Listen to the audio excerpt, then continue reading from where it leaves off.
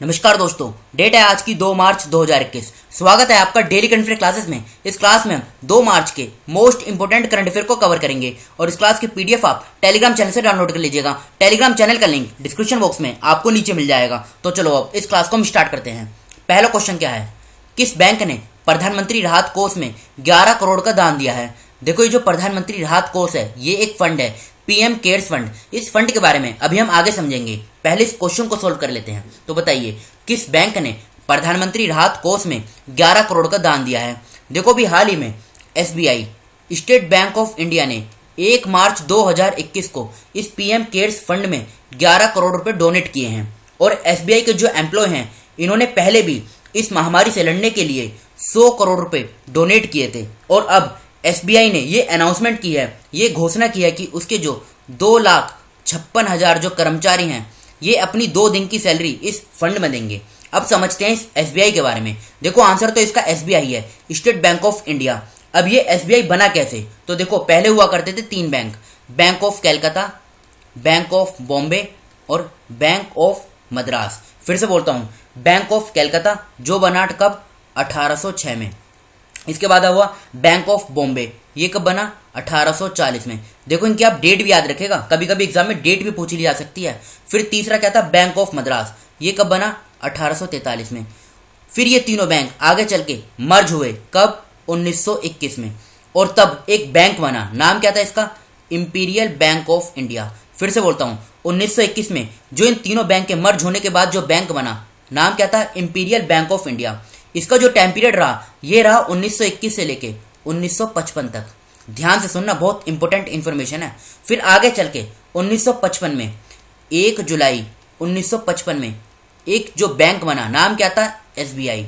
ये जो imperial bank of India है इसी का नाम चेंज कर दिया गया, क्या? SBI, state bank of India. अब इसकी आप ये जो फॉर्मेशन डेट है ना ये याद रखेगा, क्या है? 1 जुलाई 1955। एग्जाम में यही डेट पूछी जाती है कि इसकी फॉर्मेशन कब हुई थी, स्टेट बैंक ऑफ इंडिया की। अब एसबीआई का जो हेडक्वार्टर यानी मुख्यालय ये कहाँ पर है? यह है मुंबई, महाराष्ट्र के मुंबई में। चेयरमैन की बात करें तो चेयरमैन कौन है? दिनेश कुमार खैरे, ये इसके चेयरमैन है। किसके? एसबीआई बैंक के। देखो, ये तो बात कर ली हमने एसबीआई की, स्टेट बैंक ऑफ इंडिया की। अब बात करते हैं ये जो पीएम केयर्स फंड है ये क्या है? तो देखो, ये जो पीएम केयर्स फंड, पहले इसका हम पूरा नाम जान लेते हैं। पूरा नाम क्या है इसका? पूरा नाम है prime ministers citizen assistance and relief in emergency situation fund. फिर से बोलता हूँ, prime ministers citizen assistance and relief in emergency situation fund. अब ये फंड बना कब? तो देखो, ये फंड निकल कर आया जब कोविड-19 की महामारी अपने चरम पे थी, तो इसी के लिए इस फंड की स्थापना हुई, मतलब इस फंड को स्टार्ट किया गया। डेट क्या है? डेट है इसकी 28 मार्च 2020। समझ गए ना आप? देखो, आपको अगर इतना पता हो कि इस फंड की जो स्टार्ट किया गया था, इस फंड को वो कोविड-19 से लड़ने के लिए किया गया था, तो आप इसकी डेट इजीली सोल्व कर सकते हैं कि कोविड-19 की महामारी 2020 में आई है, तो इस फंड की जो स्थापना हुई है वो 2020 में ही हुई है। अब इस फंड का काम क्या है? देखो, कोविड-19 जैसी पैंडेमिक जो सिचुएशन है, डिस्ट्रेस सिचुएशन और इमरजेंसी सिचुएशन अगर कोई आती है तो उसको डील करना, ये इस फंड का पूरा काम है। इसके जो चेयरमैन की बात करें, चेयरमैन कौन होंगे? तो प्रधानमंत्री इसके चेयरमैन है। समझ गए ना? अब देखो, इसी से संबंधित एक और फंड हुआ करता था, नाम क्या है इसका? पीएमएनआरएफ। इस फंड का पूरा नाम क्या है? Prime minister national relief fund. फिर से बोलता हूं, prime minister national relief fund. इस फंड को स्टार्ट कब किया गया? तो 1948 में इस फंड को स्टार्ट किया गया। किसके द्वारा? जवाहरलाल नेहरू के द्वारा। याद रखेगा, एग्जाम में पूछा जा सकता है ये जो prime minister national relief fund है इसको किसके द्वारा स्टार्ट किया गया था? तो उस टाइम पे जो प्रधानमंत्री थे जवाहरलाल नेहरू, इनके द्वारा इसको स्टार्ट किया गया था। इस फंड में देखो, इन दोनों फंड के हम डिफरेंस समझ लेते हैं क्या है। इधर समझते हैं पीएम केयर्स फंड और इधर है ये पीएम प्रधानमंत्री नेशनल रिलीफ फंड। इन दोनों के बीच का डिफरेंस क्या है? इसकी स्थापना हुई थी 1948 में और इसकी स्थापना हुई कब? 2020 में। पीएम प्रधानमंत्री नेशनल रिलीफ फंड, इसमें जो हम डोनेट कर सकते हैं वो मिनिमम 100 रुपये कर सकते हैं, याद रखेगा। लेकिन यहाँ पे ये पीएम केयर्स फंड में आप माइक्रो डोनेशन भी डोनेट कर सकते हैं, जैसे 10 रुपये। तो पहला डिफरेंस तो यही हो गया।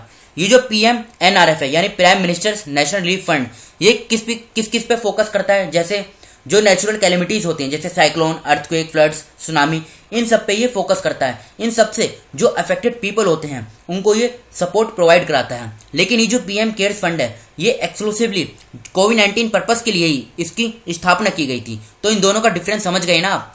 पीएम केयर्स फंड और पीएमएनआरएफ यानी prime minister's national relief fund, इन दोनों में क्या अंतर है इसको हमने डिटेल से समझ लिया है। और इस क्वेश्चन का ए आंसर सही है, भारतीय स्टेट बैंक। अब चलते हैं हम अगले क्वेश्चन की तरफ। अरुण कुमार सिंह को किस राज्य का नया मुख्य सचिव नियुक्त किया गया है? तो बताइए इस क्वेश्चन का क्या आंसर सही है।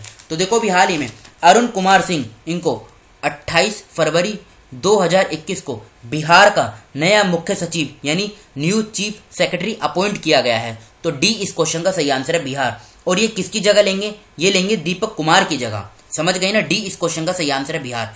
बात बिहार की हुई है तो बिहार का जो पिछला करंट अफेयर है इसे हम देख लेते हैं। पहला पॉइंट क्या है, बिहार में कलरव उत्सव का आयोजन किया गया। देखो ये सब फैक्ट इंपॉर्टेंट है, एग्जाम में पूछे जा सकते हैं। अगर बिहार का कोई स्टेट स्पेसिफिक एग्जाम होगा तो ये जो कलरव उत्सव है इसका आयोजन बिहार में किया गया। Second point, Nagi bird sanctuary, ये भी चर्चे में थी, तो ये बिहार के जो जमुई जिला है ना वहां पर स्थित है। थर्ड पॉइंट, ये इंपॉर्टेंट है, बिहार में कोविड-19 टीकाकरण के लिए आधार कार्ड अनिवार्य कर दिया गया है। फोर्थ पॉइंट, बिहार राज्य में उन क्षेत्रों में माइक्रो कंटेनमेंट जोन बनाने का फैसला किया है जहां कोविड के ताजा मामले सामने आ रहे हैं। फिफ्थ पॉइंट, एसके सिंघल को बिहार का नया पुलिस महानिदेशक यानी डीजीपी बनाया गया है। सिक्स्थ पॉइंट, पूर्वोत्तर भारत का पहला ग्लास ब्रिज ये बिहार के नालंदा में बना है। सेवंथ पॉइंट, नितिन गडकरी ने बिहार में कोइलवर पुल का उद्घाटन किया। एट्थ पॉइंट, मुख्यमंत्री कन्या उत्थान योजना बिहार में लॉन्च की गई। अगला, मुख्यमंत्री वृद्धजन पेंशन योजना ये भी बिहार में लॉन्च की गई। और बिहार का जो कैबिनेट है या फिर बिहार का मंत्रिमंडल, इसने बिहार के अंदर 103 नई नगर पंचायतों के निर्माण को मंजूरी दी है। अब बिहार की लोकेशन देखिए आप कहाँ पर है। देखो ये है बिहार की लोकेशन, इसकी बेसिक डिटेल समझते हैं। जैसे कैपिटल क्या है, कैपिटल है इसकी पटना। मुख्यमंत्री कौन है? नीतीश कुमार। फागू चौहान ये राज्यपाल हैं। 38 जिले हैं, लोकसभा की 40 सीट, राज्यसभा की 16, विधानसभा की 243, विधान परिषद की 75 सीटें हैं। पटना में इसकी हाई कोर्ट है जहां के मुख्य न्यायाधीश है संजय करोल। उत्तर प्रदेश, झारखंड और पश्चिम बंगाल, इन 3 राज्यों के साथ बिहार की सीमा लगती है। चलते हैं हम अगले क्वेश्चन की तरफ। करलापट वन्यजीव अभ्यारण्य यानी करलापट वाइल्ड लाइफ सेंचुरी ये किस राज्य में स्थित है बताइए। देखो ये न्यूज़ में इसलिए है, अभी एक आर्टिकल आया था उसमें ये पता लगा कि तकरीबन 6 एलिफेंट की यहाँ पर डेथ हो गई है इस वाइल्ड लाइफ सेंचुरी में। तो तब ये वाइल्ड लाइफ सेंचुरी न्यूज़ में आई थी। तो ये कहाँ पर स्थित है? तो देखो ये है उड़ीसा में। ए इस क्वेश्चन का सही आंसर उड़ीसा। अब बात उड़ीसा की है तो उड़ीसा का पिछला करंट अफेयर देख लेते हैं। पहला पॉइंट क्या है, देखो केंद्रीय पेट्रोलियम और प्राकृतिक गैस और इस्पात मंत्री धर्मेंद्र प्रधान इन्होंने भुवनेश्वर में एलपीजी उपभोक्ताओं के लिए मिस्ड कॉल सुविधा शुरू की। सेकंड पॉइंट, उड़ीसा में रामलिंगेश्वर पार्क का उद्घाटन किया गया। थर्ड पॉइंट, उड़ीसा में भारत के पहले फायर पार्क का उद्घाटन किया गया। फोर्थ पॉइंट, उड़ीसा का जो भीतरकनिका नेशनल पार्क है ये जनवरी 2021 में 9 दिनों के लिए बंद रहा। क्यों? क्योंकि यहाँ पे जो क्रोकोडाइल थी उनकी जनगणना यानी उनका सेंसस किया गया था। फिफ्थ पॉइंट, उड़ीसा राज्य सरकार ने सुजल नल मिशन से पेय योजना का उद्घाटन किया। सिक्स्थ, जस्टिस एस मुरलीधर ने उड़ीसा उच्च न्यायालय के मुख्य न्यायाधीश के रूप में शपथ ली। सेवंथ पॉइंट, उड़ीसा राज्य ने एक उच्च अधिकार प्राप्त समिति का गठन किया जिसके अध्यक्ष डॉक्टर जस्टिस ए के मिश्रा होंगे। एट्थ पॉइंट, उड़ीसा भारत का पहला तूफान अध्ययन परीक्षण मंच टेस्ट बेड उड़ीसा में बनाया जाएगा, ये भी आप याद रखेगा। अब देखो बात उड़ीसा की है तो उड़ीसा की लोकेशन देखिए कहाँ पर है।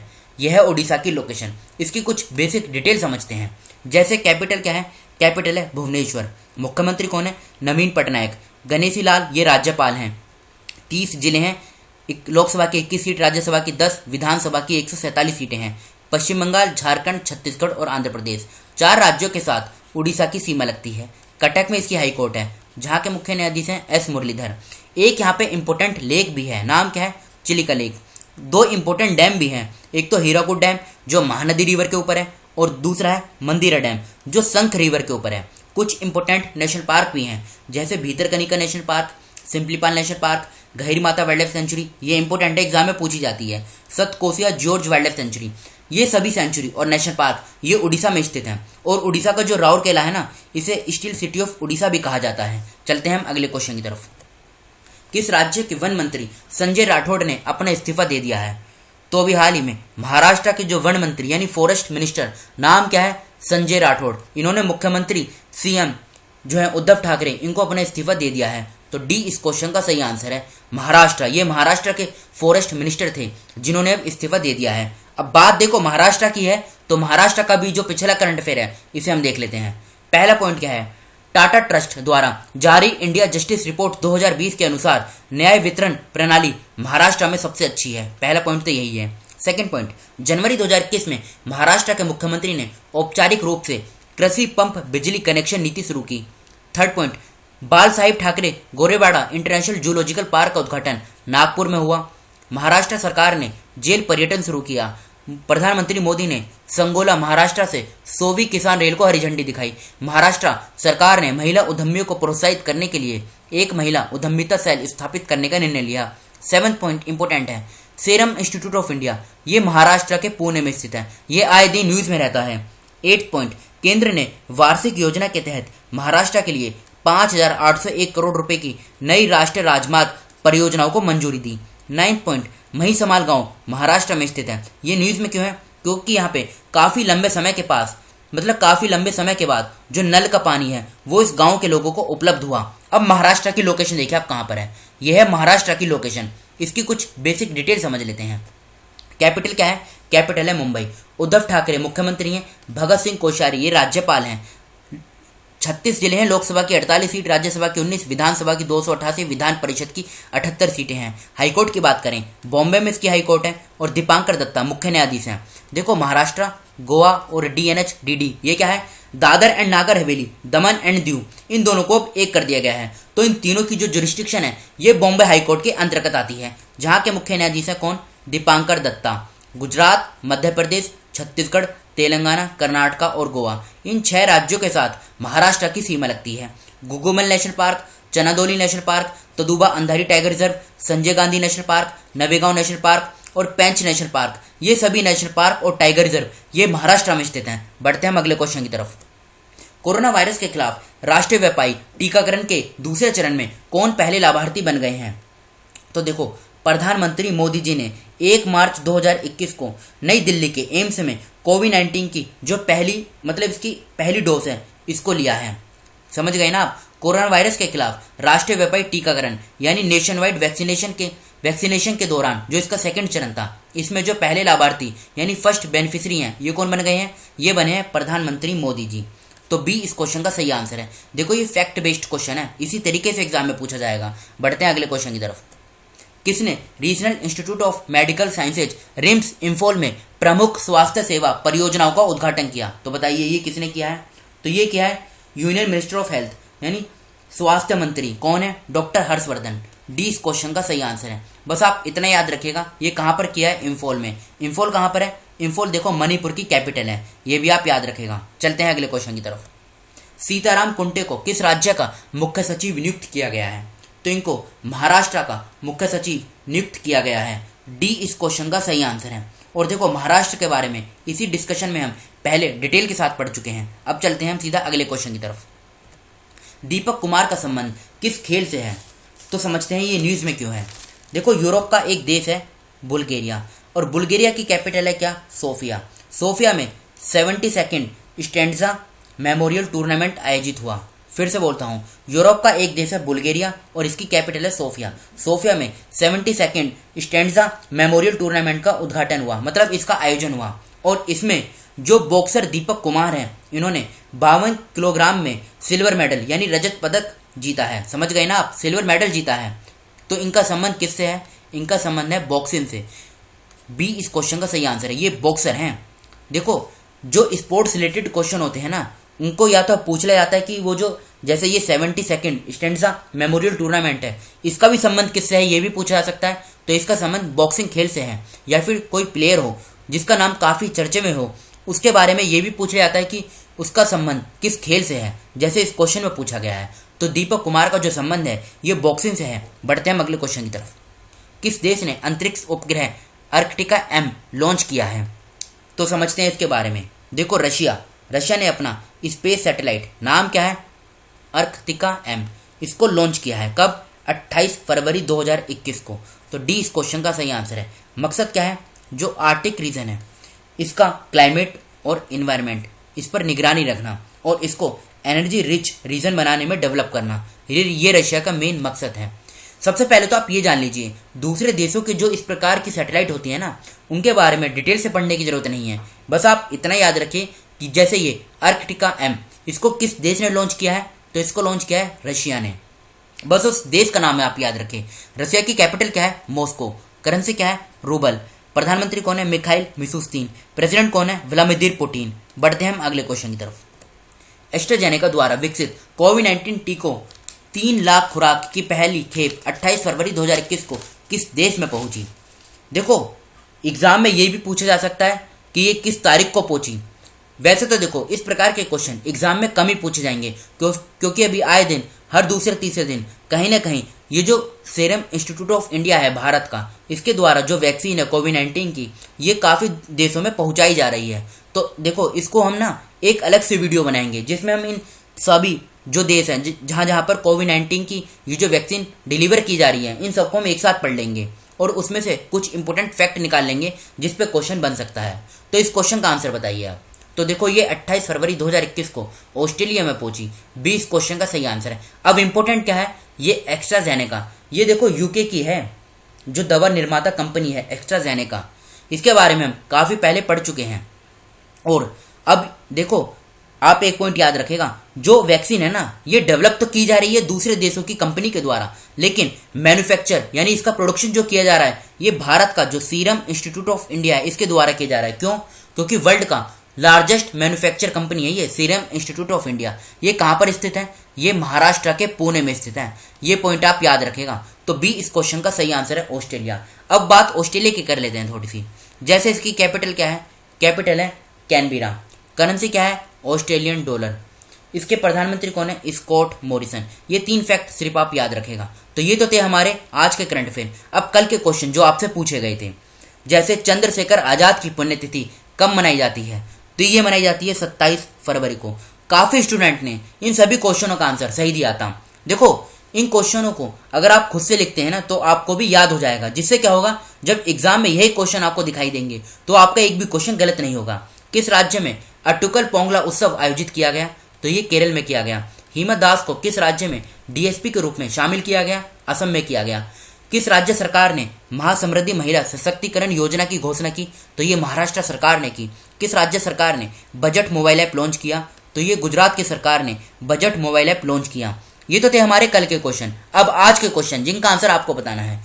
फरवरी 2021 में वॉलमार्ट ने अपने आपूर्तिकर्ता विकास कार्यक्रम वृद्धि का विस्तार किस राज्य में किया?